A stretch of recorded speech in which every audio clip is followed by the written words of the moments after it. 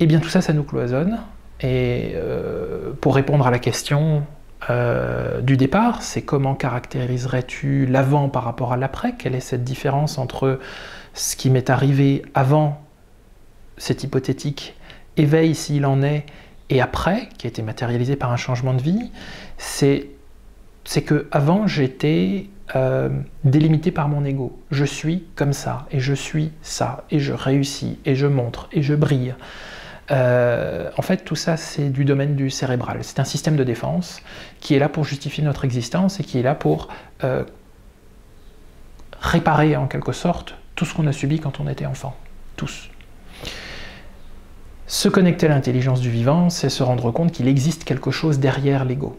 C'est la conscience universelle qui utilise l'intelligence du vivant, dont le but est de se répandre, et il nous utilise comme un instrument. Si on met l'ego là-dedans, si on n'accepte pas de se faire toucher par la vie, si on n'accepte pas de ressentir ses blessures, de ressentir ses émotions, l'ego vient scléroser, vient cristalliser tout ça, et plus rien ne bouge en fait.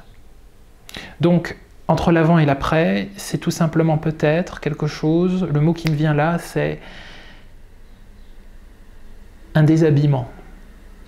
Oui, je suis mon ego, mais derrière, je suis autre chose. Et mon ego, je peux, à certains moments, l'enlever, juste le laisser de côté, et laisser circuler ce qui se passe entre la conscience universelle qui nous habite tous et les phénomènes, la vie, la réalité. Et là, quand tu fais ça, il se passe quelque chose, surtout quand il y a un autre être en face de toi. Si j'interpose mon ego, je te propose une façade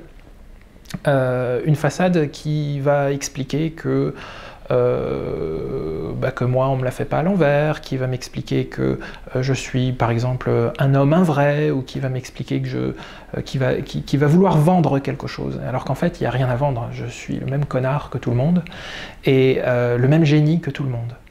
Souvent, les gens, pour illustrer ma réponse à la question, ne veulent pas être des connards.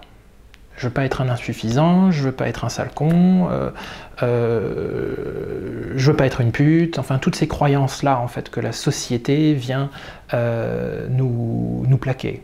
Mais en fait on se rend compte qu'on veut pas être l'inverse aussi. Je veux pas être une sainte, je veux pas être un génie, je veux pas être un mec extraordinaire.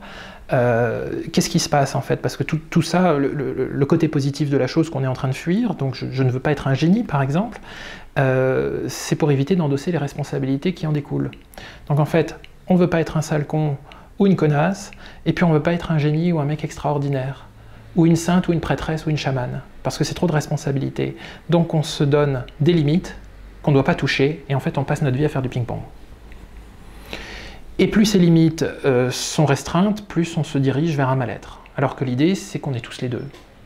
On est à la fois un idiot et un con, et on est à la fois un génie, une personne extraordinaire. Et quand on arrive à englober les deux, on arrive à transcender l'ego et à pouvoir enfin se regarder là où on ne se sent pas très bon en fait. Et enfin pouvoir s'autoriser à changer de posture et dire « Ouais, là, l'espace d'un instant, je peux me croire et je peux incarner le rôle d'une personne extraordinaire. Je peux incarner le rôle d'un thérapeute, je peux incarner le rôle d'un père, le rôle d'un amant, le rôle d'un homme qui s'effondre, qui a accès à sa vulnérabilité par exemple, plutôt que d'être un homme qui est